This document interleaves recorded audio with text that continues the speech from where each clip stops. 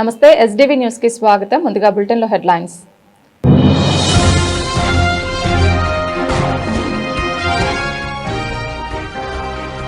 CM Chandrababu అధ్యక్షతన AP మంత్రివర్గ సమావేశం.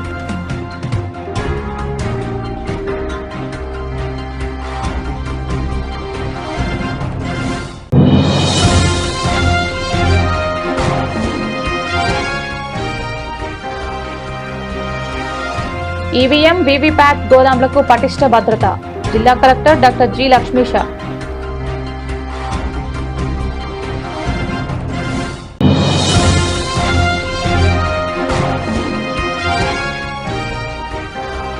విద్యాధరపురం చెరువు సెంటర్ కొండ ప్రాంతంలో ఉన్న వాటర్ ట్యాంకును పరిశీలించిన కూటమి కార్పొరేటర్లు.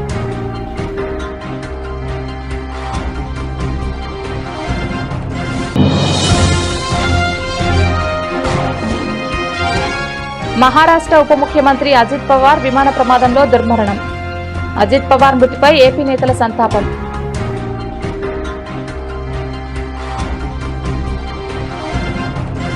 ఎలక్ట్రానిక్ ఓటింగ్ మిషన్లు వీవీప్యాట్ల గోదాంకు పగడ్బందీ భద్రత కల్పించడం జరిగినప్పటికీ నిరంతర పర్యవేక్షణలో అప్రమత్తంగా ఉండాలని సంబంధిత అధికారులను జిల్లా కలెక్టర్ డాక్టర్ జి లక్ష్మీష ఆదేశించారు. ఎలక్షన్ కమిషన్ ఆఫ్ ఇండియా ఆదేశాలు మార్గదర్శకాలకు అనుగుణంగా సాధారణ నెలవారీ తనిఖీల్లో భాగంగా రాజకీయ పార్టీల ప్రతినిధులతో కలిసి బుధవారం జిల్లా collector doctor G Lakshmisha Vijayawada rural మండలం గొల్లపూడిలోని మార్కెట్ యార్డ్లో గల ఈవీఎం వీవీప్యాట్లను గోదాంను పరిశీలించారు. సీసీ కెమెరాల పనితీరుతో పాటు అగ్నిమాపక విద్యుత్ పరికరాలను పరిశీలించి అనంతరం పర్యవేక్షణ రిజిస్టర్లో సంతకం చేశారు. గోదాం వద్ద విధులు నిర్వహిస్తున్న పోలీస్ సిబ్బంది నిరంతరం అప్రమత్తంగా ఉంటూ సీసీ కెమెరాల పర్యవేక్షణతో గట్టి నిఘా ఉంచాలని కలెక్టర్ లక్ష్మీష అధికారులకు సూచించారు. ఎలక్ట్రానిక్ ఓటింగ్ మిషన్లు వీవీప్యాట్ల గోదాం తనిఖీలో జిల్లా కలెక్టర్ వెంట DLRO M Lakshmi Narasimham, Y Ramaiah, Kandula Parameswararao, K Venkataratnam, J Srinivas, Bonthu Krishnareddy, R Ramanaiah, AS Prasad, N Dhanunjayarao తదితరులు ఉన్నారు. 44వ డివిజన్ విద్యాధరపురం చెరువు సెంటర్ కొండ ప్రాంతంలో ఉన్న వీఎంసీ వాటర్ ట్యాంక్ పాడైపోయి ప్రజలకు కలుషిత మంచినీరు సరఫరా అవుతుందని వాటర్ ట్యాంక్ రిపేర్ పనులను మాజీ మంత్రి వెల్లంపల్లి శ్రీనివాసరావు, మేయర్ భాగ్యలక్ష్మి అడ్డుకుంటున్నారని కూటమి కార్పొరేటర్లు ఆరోపణలు చేశారు. కలుషిత నీటి సరఫరా వల్ల ప్రజలకు అనారోగ్య సమస్యలు వస్తే వెల్లంపల్లి మేయర్ బాధ్యత వహించాల్సి వస్తుందని హెచ్చరించారు.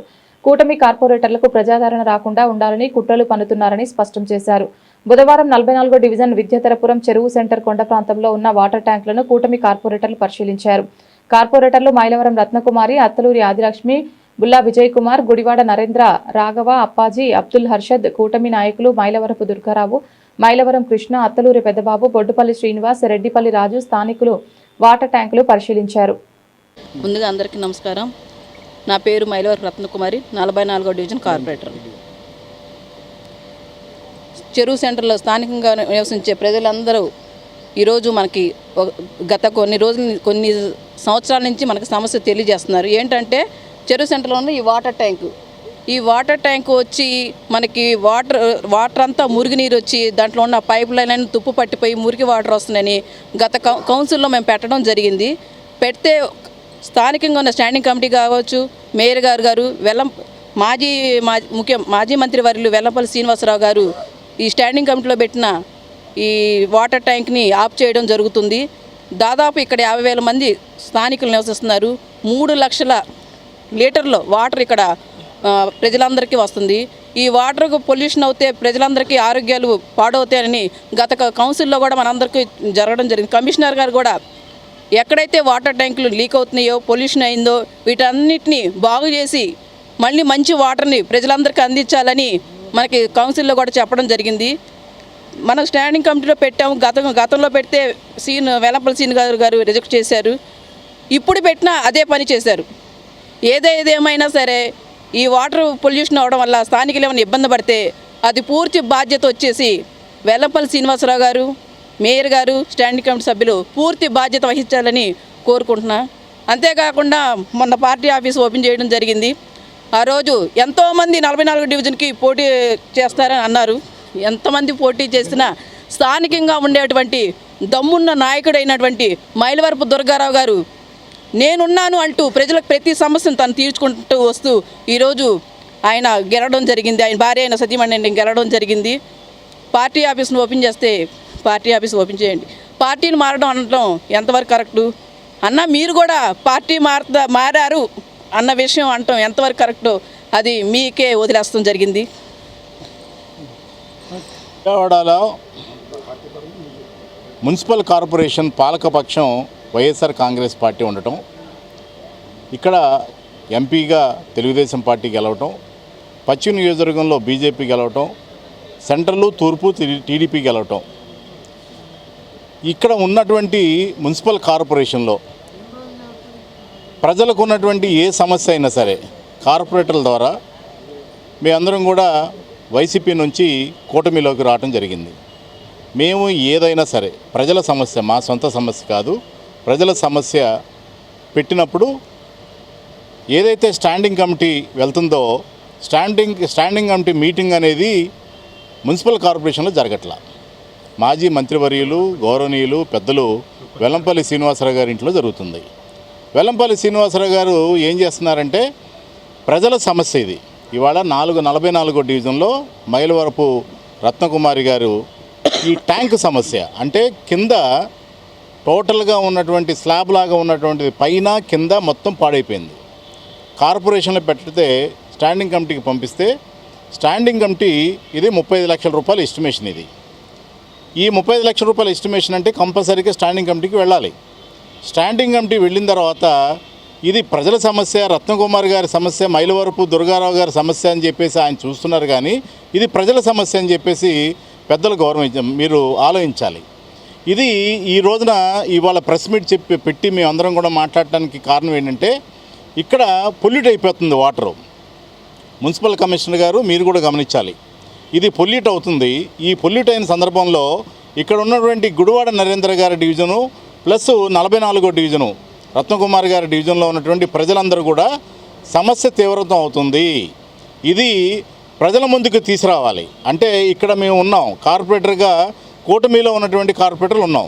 రేపు పొద్దున తప్పు మాదని చెప్పేసి అని అంటారు. స్థానికంగా ఉన్నాం మేము, ఆల్రెడీ కౌన్సిల్లో పెట్టడం, స్టాండింగ్ కమిటీలోకి దీనికి రావడం, స్టాండింగ్ కమిటీలో మీరు రిజెక్ట్ చేస్తున్నారు, మీది తప్పు అని ఇవాళ ప్రజలందరికీ తెలియచేయడానికి ఇవాళ ఇది ప్రజల సమస్య, మా సొంత సమస్య కాదు కదండి, ప్రజల సమస్య. ఇలాంటివన్నీ కూడా రిజెక్ట్ చేయడం అనేది మంచి పద్ధతి కాదు. మేయర్ గారు అర్థం చేసుకోవాలి, వెల్లంపల్లి శ్రీనివాసరావు గారు అర్థం చేసుకోవాలి, స్టాండింగ్ కమిటీలో ఉన్న వాళ్ళందరూ కూడా అర్థం చేసుకోవాలి. ఇలాంటి ప్రజల సమస్య ఏదైతే ఉందో ఇది రిజెక్ట్ చేయకూడదు అనేది మీరు గమనించాల్సినటువంటి అవసరం మీకు ఎంతైనా ఉంది. ఒకవేళ అనివార్య కారణం వల్ల ఏమైనా పొల్యూట్ అయిపోయి ప్రజలకు ఏమైనా ఇబ్బంది పడితే మాత్రం ఇప్పుడున్నటువంటి వెల్లంపల్లి శ్రీనివాసరావు గారు ఎవరైతే ఉన్నారో మాజీ మంత్రివర్యులు ఆయన, రాయన భాగ్యలక్ష్మి గారు మేయర్ గారు, స్టాండింగ్ కమిటీ, మున్సిపల్ కమిషనర్ గారు బాధ్యత వహిస్తారని చెప్పి ఈ సందర్భంగా తెలియజేసుకుంటున్నాం. 44వ డివిజన్లో రామరాజనగర్లో ఉన్నటువంటి వాటర్ ట్యాంక్కి దాదాపు 2 సంవత్సరాలు బట్టి టాప్ అండ్ బాటం రెండు కూడా పాడైపోయి బయటికి ఆ స్లాబ్లో ఉన్న ఊసలు బయటకు వచ్చి తుప్పు పట్టేసి ఆ వాటర్ కూడా పొల్యూట్ అయ్యి ప్రజలందరూ కూడా చాలా ఇబ్బంది పడుతున్నారు.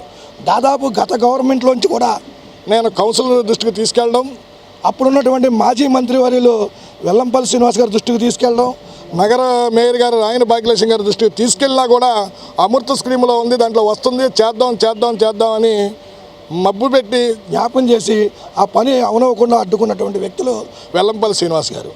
అలాగే ఈరోజు కూటమి ప్రభుత్వం వచ్చి ప్రజల కోసం పనిచేస్తున్నటువంటి కూటమి ప్రభుత్వాన్ని మేము వెంటనే ఏదైతే వైఎస్ఆర్ కాంగ్రెస్ పార్టీలో గెలిచి ప్రజా సమస్యల కోసం ప్రజల కోసం ఈరోజు మేము ఏదైతే సుజనా చౌదరి గారు ఓట్లేసి గెలిపి ప్రజల యొక్క ఆకాంక్ష మేరకు మేము కూడా ప్రజల తరపున ఉండాలనే ఆకాంక్షతో మేము ఈరోజు సుజనా చౌదరి గారితో అలాగే కూటమి నాయకులతో మేము అందరం కూడాను ఈ యొక్క నియోజకవర్గం కానీ ఈ రాష్ట్రం కానీ అన్నీ కూడా అభివృద్ధి చేయాలనే ఉద్దేశంతో మేము అందరం కూడా పార్టీ మారడం జరిగింది. దానికి ఈరోజు దాదాపు మొన్న 27/12/2025 ఆరో స్టాండింగ్ కమిటీలో దాదాపు దీనికి 34 లక్షల రూపాయలు ఎస్టిమేషన్ వేసి మరి అధికారులు స్టాండింగ్ కమిటీ పెట్టారు. స్టాండింగ్ కమిటీ అనేది కార్పొరేషన్లో జరుగుద్ది. స్టాండింగ్ కమిటీ సభ్యులు కానీ స్టాండింగ్ కమిటీ అధికారులు కానీ అందరూ కూడా కూర్చొని అక్కడ స్టాండింగ్ కమిటీ కార్పొరేషన్లో జరుగుద్ది.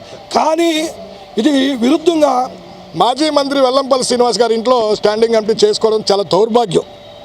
ఎందుకంటే ఇది ప్రజల యొక్క ఇది ఒక ప్రోటోకాల్ అనేది ఉంటుంది, దాన్ని దృష్టిలో పెట్టుకొని వాళ్ళ అధికారులు కూడా బెదిరించే విధంగా మీరు అది చేస్తే అదని చెప్పి. ఏంటంటే మా దౌర్భాగ్యం ఏంటంటే ఇవాళ విజయవాడ నగరంలో రాష్ట్ర వ్యాప్తంగా వైఎస్ఆర్ కాంగ్రెస్ పార్టీని మట్టు పెట్టిన వైఎస్ఆర్ కాంగ్రెస్ పార్టీ విజయవాడ కౌన్సిల్లో పాలకపక్షం అవడం వల్ల వాళ్ళు ప్రజలకి అభివృద్ధిని అడ్డుకోవడం అనేది చాలా దుర్మార్గమైనటువంటి చర్య.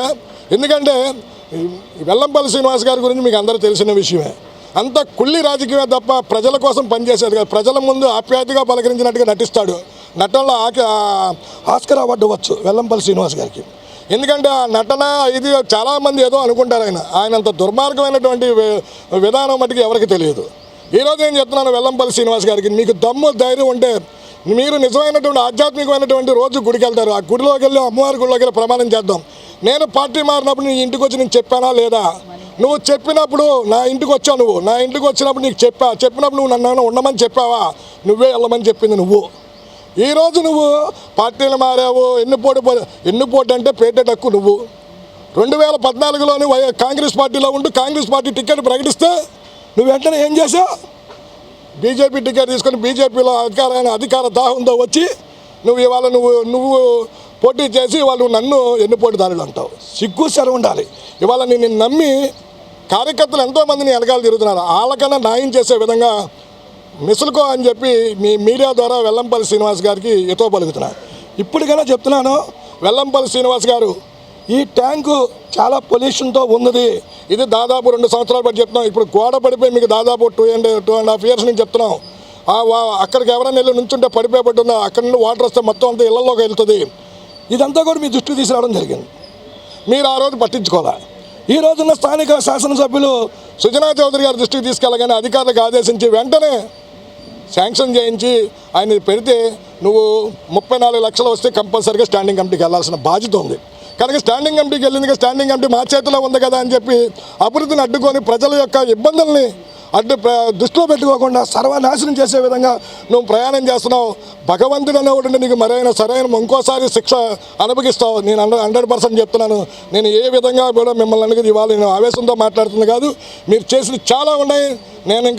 నేను కొంచెం తగ్గించి నీతో నీవు మాట్లాడాల్సిన పరిస్థితి, నువ్వు చేసినటువంటి దుర్మార్గాలు ఇంకా నువ్వు ముందుగా ఇంకా బయట పెట్టాల్సిన అవసరం ఉంది. నువ్వు మాట్లాడుతావు మా గురించి. డివిజన్కి వస్తే పెద్ద ఇదిలా మాట్లాడుతావు. ఇవాళ ప్రజల ఆరోగ్యాలతో సెలగాటాలు ఆడుతున్నారు. మీకు ఏదో పాలకపక్షం ఉందని చెప్పి ప్రజల ఆరోగ్యంతో సెలగాటాడడం మీకు ఒక ఆనవాయితీ అయిపోయింది. సిగ్గు శరం సీవు నెత్తురు ఉంటే ఇప్పటికన్నా ప్రజల యొక్క ఆకాంక్షని అనుగుణంగా ప్రతిపక్షంగా పనిచేయాలని చెప్పి మీకు ఏదో పలుకుతున్నాను. దీనికి ఇక్కడ ఏదైనా ప్రజలకి ఈ వాటర్ ద్వారా ఏదైనా పొల్యూషన్ అవుతే దాని పూర్తి బాధ్యత మాజీ మంత్రి వర్యులు వెల్లంపల్లి శ్రీనివాస్ గారు, నగర మేయర్ గారు, స్టాండింగ్ కమిటీ మెంబరు, అలాగే మున్సిపల్ కార్పొరేషన్ కమిషనర్ గారికి బాధ్యత వహించాల్సిందిగా మీ మీడియా ద్వారా వారికి హెచ్చరించడం జరుగుతుంది.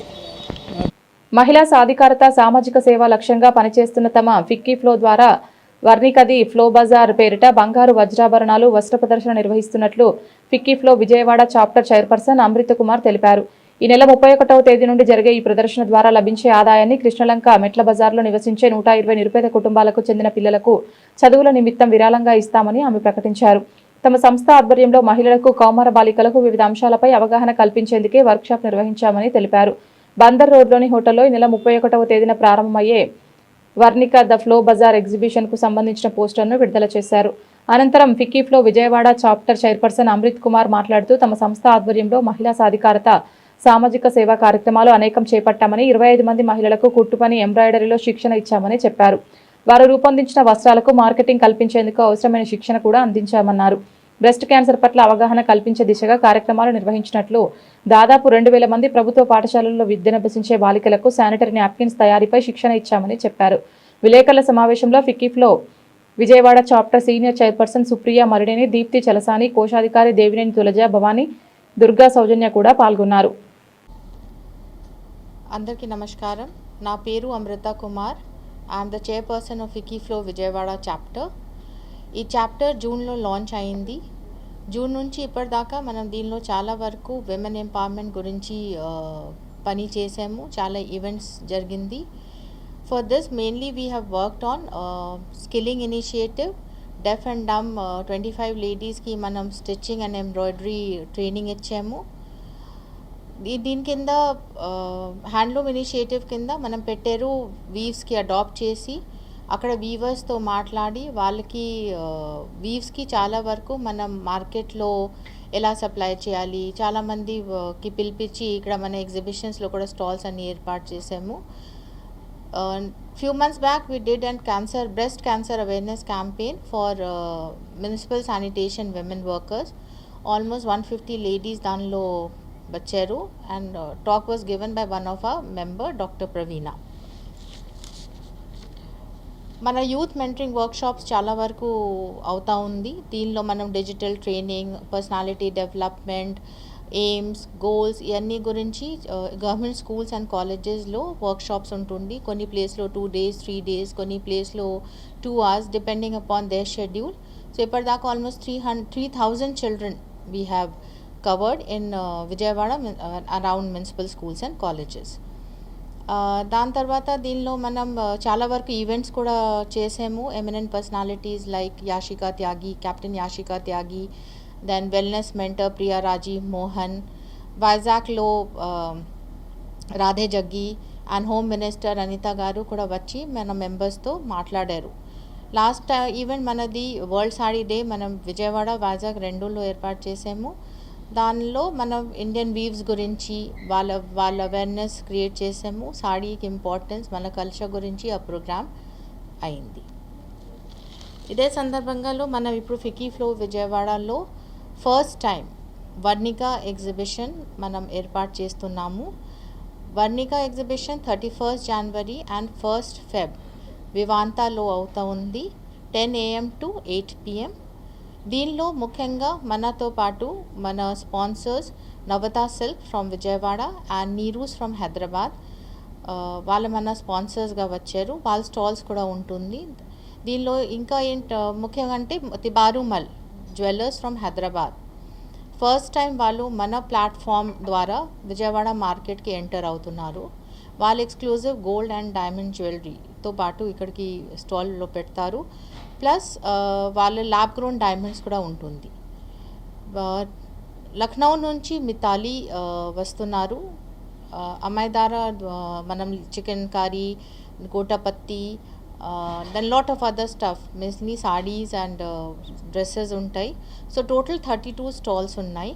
ఈ 32 స్టాల్స్లో మెయిన్ జ్యువెలరీ అండ్ క్లోత్స్ ఎక్స్క్లూజివ్గా మనం తీసుకువస్తున్నాము విజయవాడకి. ఇది మన first exhibition. And apart from that 1 or 2 stalls మన వీవర్స్కి కూడా ఇచ్చాము, like Munyaswamy Kalamkari. Then and మన మెంబర్ స్టాల్స్ కూడా ఉంటాయి. మన 2-3 మెంబర్ స్టాల్స్ కూడా పెడుతున్నాము. సో అందరూ ఖచ్చితంగా దీనికి రండి అండ్ షాప్ చేయండి అండ్ ఎంజాయ్ చేయండి.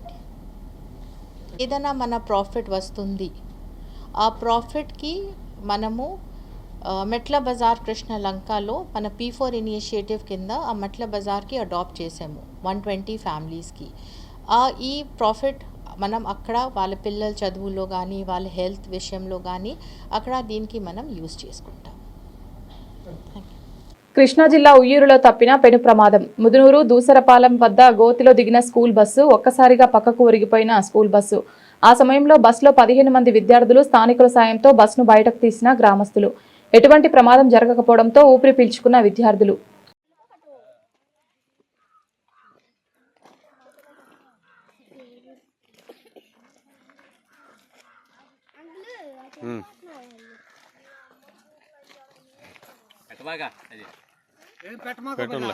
ఇబ్బంది అవుతుంది కాదు, బ్యాక్ చేసేపటి టైర్ జారింది, మనసు పట్టేసింది.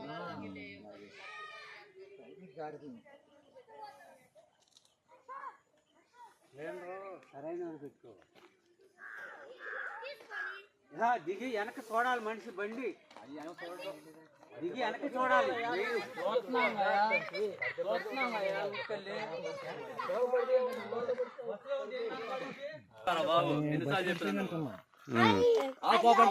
వెనకాల దిగినోడు నువ్వు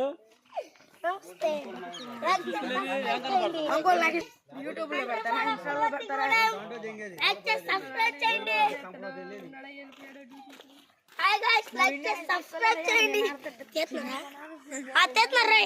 లైక్ చేసి సబ్స్క్రైబ్ చేయండి గైస్ హాయ్ ఏపీ మంత్రివర్గ సమావేశం ముగిసింది. 35 ఎజెండా అంశాలకు కేబినెట్ ఆమోదం తెలిపింది. పీపీపీ పద్ధతిలో పిడుగురాళ్ల మెడికల్ కాలేజ్ అభివృద్ధికి కేబినెట్ గ్రీన్ సిగ్నల్ ఇచ్చింది. సీఎం చంద్రబాబు అధ్యక్షతన ఏపీ మంత్రివర్గ సమావేశం ముగిసింది.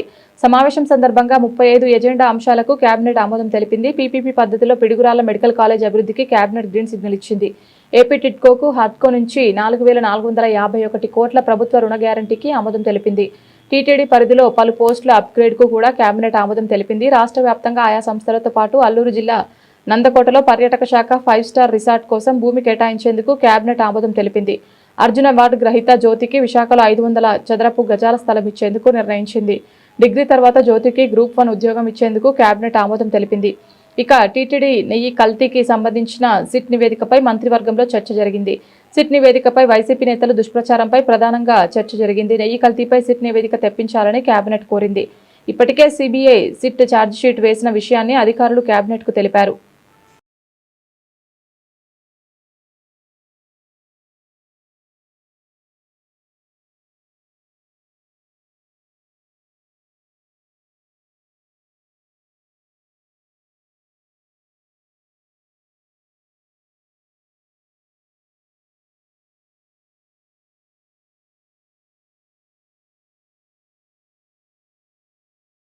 కూటమి ప్రభుత్వం ఎన్నికల ప్రణాళికలో ఇచ్చిన హామీలను వెంటనే అమలు చేయాలని మాజీ ఎమ్మెల్సీ కేఎస్ లక్ష్మణరావు డిమాండ్ చేశారు. ముఖ్యంగా జాబ్ క్యాలెండర్ను తక్షణమే ప్రకటించాలని కోరారు. అలాగే ఉద్యోగాల వయోపరిమితిని ప్రస్తుతం ఉన్న 40 ఏళ్ల నుంచి 45 ఏళ్లకు పెంచాలని ఆయన ప్రభుత్వాన్ని కోరారు.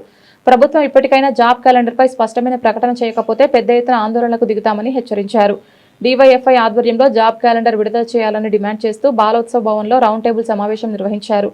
ఈ సమావేశానికి ముఖ్య అతిథిగా మాజీ ఎమ్మెల్సీ కేఎస్ లక్ష్మణరావు హాజరయ్యారు. ఈ సందర్భంగా ఆయన మాట్లాడుతూ ప్రభుత్వం చెబుతున్నట్లుగా 4,74,000 ఉద్యోగాలు ఏ శాఖల్లో భర్తీ చేశారో స్పష్టంగా వెల్లడించాలని డిమాండ్ చేశారు. సూపర్ 6 హామీలో భాగంగా నిరుద్యోగ భృతి ఇవ్వకుండానే సూపర్ 6 సక్సెస్ అని ఎలా ప్రకటించుకుంటారని ఆయన ప్రశ్నించారు. ఎన్నికల సమయంలో ఇచ్చిన హామీల ప్రకారం వెంటనే జాబ్ క్యాలెండర్ విడుదల చేయాలని, అలాగే ఉద్యోగాల వయోపరిమితిని 40 నుంచి 45 ఏళ్లకు పెంచాలని డిమాండ్ చేశారు. ప్రభుత్వం తక్షణమే స్పందించకపోతే రాష్ట్ర వ్యాప్తంగా నిరుద్యోగ యువతతో కలిసి పెద్ద ఎత్తున ఉద్యమాలకు దిగుతామని హెచ్చరించారు.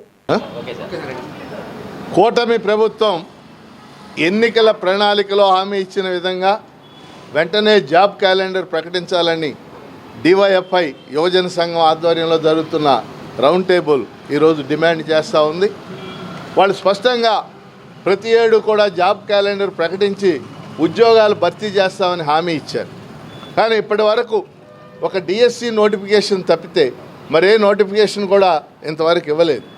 ఈరోజు రాష్ట్రంలో గ్రూప్ 1 కానీ, గ్రూప్ 2 కానీ, గ్రూప్ 3 కానీ, గ్రంథాలయాల్లో కానీ, పోలీస్ శాఖలో కానీ, అలాగే డిఎస్సికి సంబంధించి కానీ సుమారుగా 1,00,000 వరకు పోస్టులు ఖాళీగా ఉన్నాయనేది ప్రభుత్వ శాఖలు చెప్తున్నటువంటి అంచనా.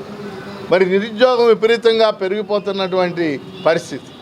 అందుకని ఈ పోస్టులు అన్నీ కూడా ముఖ్యంగా పోలీస్ రిక్రూట్మెంట్ బోర్డు చేసే పోలీసు ఉద్యోగాలు 15,000కు పైగా మరి పోలీస్ కానిస్టేబుల్ పోస్టులు ఖాళీగా ఉన్నాయని ప్రభుత్వమే ప్రకటించింది. నిరుద్యోగులు పెద్ద ఎత్తున వీటి కోసం ఎదురు చూస్తున్నటువంటి పరిస్థితి. అందుకని కూటమి ప్రభుత్వం వెంటనే తమ ఎన్నికల ప్రణాళికలో ప్రకటించిన విధంగా జాబ్ క్యాలెండర్ ప్రకటించాలని మేము డిమాండ్ చేస్తున్నాం. రెండోది వయో పరిమితి. నోటిఫికేషన్లో రెగ్యులర్గా రాకపోవడంతో అనేక మంది నిరుద్యోగులకి వయసు పెరిగిపోతూ ఉంది. వాస్తవంగా ఇప్పుడు 42 ఏళ్ళు ఉంది వయో పరిమితి. ఈ 42 ఏళ్ళని 48 ఏళ్ళకు పెంచాలని చెప్పేసి మేము డిమాండ్ చేస్తూ ఉన్నాం. ఎందువల్లంటే అనేక మంది దీని మీదే ఆధారపడి కోచింగ్ తీసుకుంటా ఉన్నప్పటికీ ఇప్పుడు ఉదాహరణకు గ్రూప్ 2 ఉంది, 4 ఏళ్ళు అయింది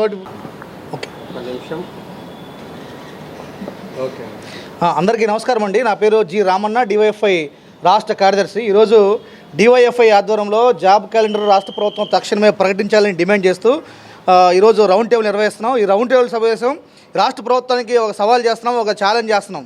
ఈరోజు ప్రభుత్వం చెప్తున్న 4,74,000 ఉద్యోగాలు ఏ శాఖల్లో ఎక్కడిచ్చారో క్లారిటీగా చెప్పాల్సిన బాధ్యత ఈరోజు రాష్ట్ర ముఖ్యమంత్రి మీద ఉంది. కానీ అవి ఏం చెప్పకుండా కేవలం డిఎస్సి, పీసీ తప్ప ఇంకే ఉద్యోగాలు కూడా ఈరోజు రాష్ట్ర ప్రభుత్వం ఇవ్వలేదనేటువంటిది మేము చెప్పదలుచుకున్నాం.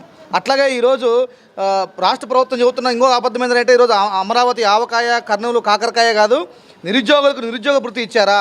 సూపర్ 6 హామీలో నిరుద్యోగ భృతి ఉందా లేదా? ఉంటే ఎందుకు ఇవ్వట్లేదు? మరి ఇవ్వకుండా సక్సెస్ ఎలా చేసుకుంటారేంటి ఉంటుంది మా డిమాండ్. అట్లాగే ఈరోజు వయోపరిమితి రెగ్యులర్ నోటిఫికేషన్ లేక దాదాపు 10 ఏళ్ల నుంచి గట్టిగా ఒక్క నోటిఫికేషన్ లేదు.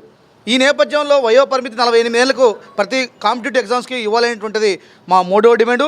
అట్లాగే స్పెషల్ డిఎస్సి ఏదైతే ఉందో దాదాపు 2600 ఉద్యోగాలకు ఈ స్పెషల్ డిఎస్సి నోటిఫికేషన్ ఇవ్వాలనేటువంటిది మా 4వ డిమాండు.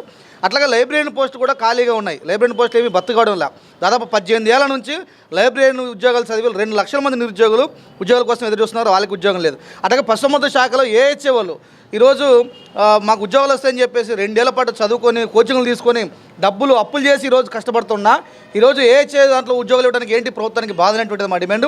ఈ నేపథ్యంలో అట్లాగే పోలీస్ కానిస్టేబుల్ అఖిల భారత శాంతి సంఘీభావ సంఘం జాతీయ కౌన్సిల్ సమావేశాలు ఈ నెల 31 నుంచి ఫిబ్రవరి 2 వరకు విజయవాడలో జరగనున్నట్లు సంఘం నాయకులు వై వెంకటేశ్వరరావు, జి ఈశ్వరయ్య తెలిపారు. అమెరికా యుద్ధోన్మాదం ప్రపంచ శాంతికి సవాలు అనే అంశంపై ఫిబ్రవరి 1న జాతీయ సదస్సు నిర్వహించనున్నట్లు చెప్పారు. నగరంలోని ఎంబీవీకే భవన్ నందు సమావేశాలకు సంబంధించిన పోస్టర్లను వారు విడుదల చేశారు. సందర్భంగా అమెరికా ప్రపంచ దేశాల అంతర్గత వ్యవహారాల్లో జోక్యం చేసుకోవడం తగదని విమర్శించారు. ప్రపంచ శాంతి కోసం ఉద్యమించే వారందరూ ఐక్యంగా ముందుకు రావాలని పిలుపునిచ్చారు. నమస్కారం. ఈరోజు అఖిల భారత శాంతి సంఘీభావ సంఘం నేతృత్వంలో రేపు జనవరి 31, ఫిబ్రవరి 1, 2 తారీఖుల్లో విజయవాడ కేంద్రంగా అఖిల భారత కౌన్సిల్ సమావేశాలు ఇక్కడ జరగబోతూ ఉన్నాయి. ఈ సమావేశాలకు భారతదేశ వ్యాప్తంగా ఉన్నటువంటి శాంతి కాముకులు, అభ్యుదయవాదులు అందరూ కూడా ఇక్కడికి హాజరు కాబోతూ ఉన్నారు. ప్రధానంగా ఈ సమావేశాలు 3 రోజులు జరపడంతో పాటు ఈరోజు ప్రపంచవ్యాప్తంగా యుద్ధోన్మాదం అలుముకుంటున్నటువంటి నేపథ్యంలో ప్రపంచ శాంతి కావాలని చెప్పి డిమాండ్ చేస్తూ ఒకవైపున అమెరికా అధ్యక్షుడు ట్రంప్ ప్రపంచ పోలీసుగా వ్యవహరిస్తూ ఇతర దేశాల యొక్క సార్వభౌమాధికారాన్ని తన చెప్పు చేతుల్లో పెట్టుకొని మొత్తం ప్రపంచంలో ఎక్కడ ఏ మూల జరిగినా కూడా నా దేశం కోసమే జరగాలి, నా దేశ ప్రయోజనాల కోసమే జరగాలనేటువంటి పద్ధతుల్లో ఈరోజు వెనుజులా అధ్యక్షుడు ముదురోను వారి సతీమణిని అర్ధరాత్రి పూట అధ్యక్ష ఇంతకుముందే తెలియజేసినట్లు జనవరి 31, ఫిబ్రవరి 1, 2 తేదీలలో అఖిల భారత శాంతి సంఘీభావ సంఘం జాతీయ సమితి సమావేశాలు మన విజయవాడలో జరగబోతూ ఉన్నాయి. అనేక సంవత్సరాలుగా మనం చూసినప్పుడు ఇటువంటి సమావేశాలు విజయవాడలో జరగటం ఇదే ప్రథమం. ప్రత్యేకించి రాష్ట్ర విభజన తర్వాత కూడా ఈ సమావేశాలు జరగడానికి ఒక ప్రత్యేకత నేడు సంతరించుకొని ఉంది. అయితే ఈ సమావేశాల సందర్భంగా ఒక జాతీయ సదస్సుని 1వ తేదీ ఉదయం, ఫిబ్రవరి 1వ తేదీ ఉదయం 10 గంటలకు మాకినేని బసపన్న విజ్ఞాన కేంద్రంలో ఉన్నటువంటి చుక్కపల్లి పిచ్చి ఆడిటోరియంలో ఒక జాతీయ సదస్సుని నిర్వహిస్తూ ఉన్నాం. ఎందుకంటే చుక్కపల్లి పిచ్చి గారి ఆడిటోరియం ఆయన పేరుతో ఉంది, మనందరికీ తెలుసు. గతంలో అనేక సందర్భాలలో ప్రపంచ శాంతికి భంగం కలిగినటువంటి అనేక ఘటనలు జరిగినప్పుడు మన విజయవాడ ఒక ప్రత్యేకమైన కృషి, శాంతి కావాలి, యుద్ధం వద్దు అనే ప్రత్యేక కృషి చేసింది. అందులో ముందుపీట నుండి ప్రత్యేక కృషి చేసిన వాళ్ళల్లో చుక్కపల్లి పిచ్చయ్య గారు ప్రథములు. ఆయన ఫిబ్రవరి 9న జరగనున్న ఆంధ్రప్రదేశ్ మెడికల్ కౌన్సిల్ ఎన్నికల్లో ప్రోగ్రెసివ్ డాక్టర్స్ ఫోరం ప్యానెల్ను అత్యధిక మెజార్టీతో గెలిపించాలని పీడీఎఫ్ ప్యానెల్ సభ్యులు doctor Uppalapadu Pavani, doctor Karnati Rohit, doctor Venkatanarayana విజ్ఞప్తి చేశారు. ప్యానెల్ సభ్యులందరూ నామినేషన్ వేశారని స్పష్టం చేశారు. డాక్టర్స్కి అనేక సమస్యలు ఉన్నాయని వాటిని పరిష్కారం చేయడమే తమ లక్ష్యమని వెల్లడించారు. ఆంధ్రప్రదేశ్ మెడికల్ కౌన్సిల్ ఎలక్షన్ సందర్భంగా ప్రోగ్రెసివ్ డాక్టర్స్ ఫోరం ప్యానెల్ సభ్యులు ఆధ్వర్యంలో విజయవాడ ప్రెస్ క్లబ్లో మీడియా సమావేశం నిర్వహించారు. ఈ సమావేశంలో ప్యానెల్ సభ్యులు doctor Uppalapadu Pavani, doctor Karnati Rohit, doctor Venkatanarayana మాట్లాడుతూ మొట్టమొదటిసారిగా ఆన్లైన్ పద్ధతిలో జరుగుతున్న ఎన్నికల్లో తమ ప్యానెల్ పోటీ చేస్తుందన్నారు. తమ ప్యానెల్లోని సభ్యులందరూ ఎంతో అనుభవం ఉన్న డాక్టర్లని, ప్రస్తుతం డాక్టర్లు ఎదుర్కొంటున్న సమస్యల పట్ల పూర్తి అవగాహన ఉందని, సమస్యల పరిష్కారం కోసం పూర్తిగా పనిచేస్తారన్నారు. నమస్కారం అండి, నా పేరు డాక్టర్ రోహిత్ కర్నాటి, ఎండి జనరల్ మెడిసిన్. నేను కావలిలో ఉంటాను అండ్ అల్లూరు ప్రభుత్వ ఆసుపత్రిలో డిప్యూటీ సివిల్ సర్జన్గా పనిచేస్తున్నాను. అయితే ఈరోజు నేను కావచ్చు, నాతో పాటు మా టీమ్ ఆఫ్ డాక్టర్స్ కావచ్చు, ఇక్కడ మేమందరం ఎందుకు అసెంబ్లీ అయ్యామనంటే, ఇప్పుడు 20 సంవత్సరాల తర్వాత ఆంధ్రప్రదేశ్లో మెడికల్ కౌన్సిల్ ఎన్నికలు జరగబోతున్నాయి. 20 సంవత్సరాల నుంచి ఎందుకు జరగలేదు అని అంటే, అది కేవలం నిర్లక్ష్యం వల్లనే జరగలేదు. అది ఇటు మా డాక్టర్ సైడ్ నుంచి కావచ్చు, అటు మిగతా వాళ్ళ సైడ్ నుంచి కావచ్చు, పట్టించుకోలేదు ఎవరు. ఒక ప్యానెల్, నామినేటెడ్ ప్యానెల్ ఎన్నుకుంటారు. ఆ నామినేటెడ్ ప్యానెలే సంవత్సరాల తరబడి వాళ్ళే చేస్తూ అక్కడ రిజిస్ట్రేషన్ ప్రాసెస్ కఠినత్వం కానీ, లేకపోతే ఇందాక సార్ చెప్పినట్టుగా మిగతా విషయాలు కానీ, ఎగ్జాంపుల్ మన ఆంధ్రప్రదేశ్ స్టేట్లో గవర్నమెంట్ కావచ్చు, నాన్ గవర్నమెంట్ కావచ్చు, డాక్టర్స్ అనేవాళ్ళు క్వాలిఫైడ్ రిజిస్టర్డ్ మెడికల్ ప్రాక్టీషనర్స్ ఎవరైతే ఉన్నారో, క్వాలిఫైడ్ డాక్టర్స్ దాదాపు లక్షల్లో ఉన్నారండి. కానీ టోటల్గా ఇప్పుడు ప్రజెంట్ ఆంధ్రప్రదేశ్ మెడికల్ కౌన్సిల్లో రిజిస్టర్డ్ డాక్టర్స్ ఎంతమంది ఉన్నారు అని అంటే జస్ట్ 55,000 మంది మాత్రమే ఉన్నారు. దానికే ఈ కొలమానం. మేము ఎందుకు చెప్తున్నాం అంటే, లక్షలు, ఒక 5-6 లక్షల్లో ఉండే డాక్టర్స్ రిజిస్టర్ కూడా చేసుకోకుండా, ఎందుకు వల్ల అని అంటే ఈ కఠినమైన ప్రాసెస్ కావచ్చు. నమస్కారం అండి, నా పేరు డాక్టర్ పావని ఉప్పలపు. నేను ఒక పీడియాట్రిషియన్ని, ఎగ్జిక్యూటివ్ ఆఫీసర్గా కూడా గవర్నమెంట్ సర్వీస్లో నేను పనిచేస్తున్నాను. ఈరోజు మేము ఇక్కడ మీ అందరి ముందుకి రావడానికి ముఖ్య కారణం, దాదాపు 20 సంవత్సరాల తర్వాత ఏపీ మెడికల్ కౌన్సిల్ ఎలక్షన్స్ జరుగుతున్నాయి. ఇన్ని రోజులు మన చేతిలో లేని ఆయుధం ఈ రోజు మన చేతికి వచ్చింది. ఓటు అనేది మీ అందరికీ తెలిసి ఎంత ముఖ్యమో, డెమోక్రటిక్గా మనం ఎంత ముందుకు వెళ్ళాలి అంటే అందరి హక్కుల్ని పరిరక్షించే విధంగా ఓటింగ్ సిస్టమ్ అనేది ఉండాలి. కానీ గత 20 సంవత్సరాలుగా ఏపీ మెడికల్ కౌన్సిల్లో ఒక ఎలక్షను జరగలేదు. ప్రతి వాళ్ళు నామినేటెడ్గా వచ్చారు. అలాగే ఎక్కడ డాక్టర్స్ యొక్క ఇబ్బందులు కానీ, వాళ్ళు ఎదుర్కొంటున్న విపరీతమైన హింసకు కూడా గురవుతున్నారు డాక్టర్స్. ఎక్కడ సేఫ్టీ తగ్గిపోతుంది. మీరు రోజు చూసినా, మీ మీడియాలో ఎక్కడ చూసినా ఫలానా హాస్పిటల్లో వైద్యం ఎప్పుడైనా సరే ప్రతి డాక్టరు తన పేషెంట్ని కాపాడటానికి 100% కష్టపడతాడు. ఎక్కడైనా సరే అన్ఫార్చునేట్ ఈవెంట్స్ జరిగినప్పుడు డాక్టర్ని బ్లేమ్ చేయటము, కన్స్యూమర్ ఫామ్కి తీసుకెళ్ళడము జరుగుతుంది. ఈరోజు మేము పీడిఎఫ్ తరపున, అంటే ప్రోగ్రెసివ్ డాక్టర్స్ ఫర్మ్ తరపున ఈ 13 మంది డాక్టర్స్ దీని గురించి కఠినమైన చర్యలు, ఎవరైనా సరే డాక్టర్ గురించి మాట్లాడాలన్నా, చెయ్యెత్తాలన్నా, ఒక డాక్టర్ ఏదన్నా తప్పు చేస్తే కరెక్టే, తప్పు చేస్తే ఎవరైనా ఆన్సరబులే. కానీ డాక్టర్ ఏమి భగవంతుడు కాదండి. మా ప్రయత్నం మేము చేస్తాం. కోవిడ్లో ఎంతమంది డాక్టర్స్ చనిపోయారు మీకు అందరికీ. ఈ సమయంలో మేమందరం కూడా ప్రోగ్రెసివ్ డాక్టర్స్ ఫోరం అన్న పేరుతోటి మేము ముందుకు వస్తున్నాం. ఈ ప్రోగ్రెసివ్ డాక్టర్స్ ఫోరం అన్నది దేనికోసం ఏర్పాటు చేస్తామంటే, ఇప్పుడు మెడికల్ కౌన్సిల్లో ఎన్నికలు జరగబోతున్నాయి. ఈ సంవత్సరం 20 సంవత్సరాలుగా ఎన్నికలు జరగలేదు గతంలో. సో వాటికి వరకు కొంతమంది కోర్టులో కేసేసి వీటిని జరిపించమని కోర్టు నుంచి ఆర్డర్ తెచ్చిన తర్వాత ఈ జరుగుతున్నాయి. కాబట్టి వీటిలో మేమందరం కూడా ఒక సమూహంగా ఏర్పడి, ప్రభుత్వ వైద్య కళాశాలలో పనిచేస్తున్న వాళ్ళు కానీ, ప్రభుత్వ వైద్య డాక్టర్లు కానీ, లేకపోతే ప్రైవేట్ వైద్యులు కానీ, ఐఎంఏ వైద్యులు కానీ అందరూ కూడా కలిసి మేమందరం ఒక సంఘంగా ప్రోగ్రెసివ్ డాక్టర్స్ ఫోరం అని ఒక ఫోరంగా ఫామ్ అయ్యాం. ఈ ఎన్నికల్లో పోటీ చేస్తున్నాం అన్నమాట. కారణం ఏంటంటే, ఇది ఒక క్రమ పద్ధతిలో చేయించాలని, ఈ యొక్క మెడికల్ కౌన్సిల్ని ఒక క్రమ పద్ధతిలో జరిగించాలని, రిజిస్ట్రేషన్ ప్రక్రియ సులభతరం చేయాలన్నది మా ఉద్దేశం. రిజిస్ట్రేషన్ ప్రక్రియలో కొన్ని లోపాలని చాలా సమయం తీసుకుంటుంది అక్కడ. అట్లాగే క్వాకరీకి, అంటే క్వాకరీ వాళ్ళు కూడా మా యొక్క వైద్య వృత్తికి కొంచెం నష్టం జరుగుతుందని మనం అందరం భావించాం. కాబట్టి దానికి కూడా వ్యతిరేకంగా మేము కొంచెం స్థిరమైన నిర్ణయాలతో ముందుకు పోదాం అనుకుంటున్నాం. సో మాతో కలిసి వచ్చిన, మా యొక్క ఐడియాలజీతో కలిసి వచ్చిన అందరం కలిసి, ఒకే ఐడియాలజీతో అందరం కలిసి ప్రోగ్రెసివ్ డాక్టర్స్ ఫోరం ఫామ్ అయ్యాం. మేము అన్ని మొత్తం రాష్ట్రంలో ఉన్నటువంటి ప్రతి ఒక్క వైద్యుల్ని కూడా కలవడం జరుగుతుంది. వారి యొక్క సమస్యలన్నింటినీ మేము ముందుకు తీసుకుపోతామని, వాటి పరిష్కారం కొరకు మేము మా సంఘం గట్టిగా కృషి చేస్తుందని చెప్పేసి మేము పత్రికాముఖంగా సెలవిస్తున్నాం. మహారాష్ట్ర ఉప ముఖ్యమంత్రి అజిత్ పవార్ విమాన ప్రమాదంలో దుర్మరణం చెందడం దేశ రాజకీయాలు తీవ్ర విషాదాన్ని నింపింది. ఈ ఘోర ప్రమాదంపై ఆంధ్రప్రదేశ్ ముఖ్యమంత్రి నారా చంద్రబాబు నాయుడు, డిప్యూటీ సీఎం పవన్ కళ్యాణ్లు తీవ్ర దిగ్భ్రాంతి వ్యక్తం చేశారు.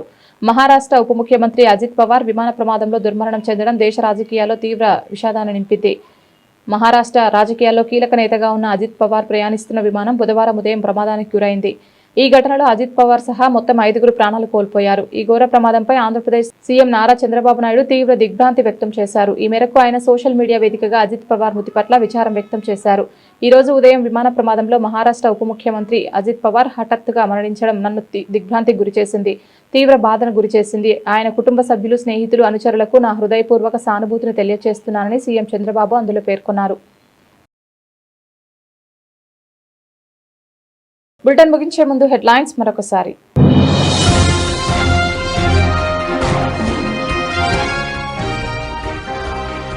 సీఎం చంద్రబాబు అధ్యక్షతన ఏపీ మంత్రివర్గ సమావేశం.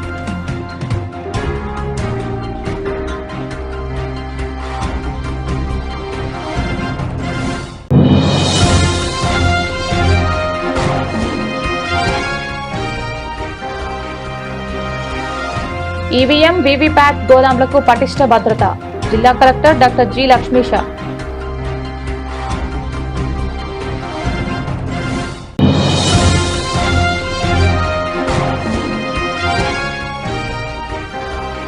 విద్యాధరపురం చెరువు సెంటర్ కొండ ప్రాంతంలో ఉన్న వాటర్ ట్యాంకును పరిశీలించిన కూటమి కార్పొరేటర్లు.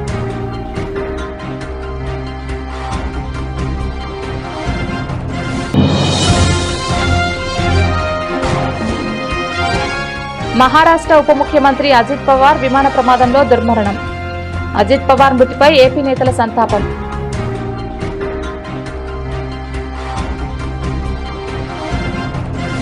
ఇది ఇవాల్టి బులెటిన్. తిరిగి మరొక బులెటిన్లో మళ్ళీ కలుద్దాం. అంతవరకు సెలవు. నమస్కారం.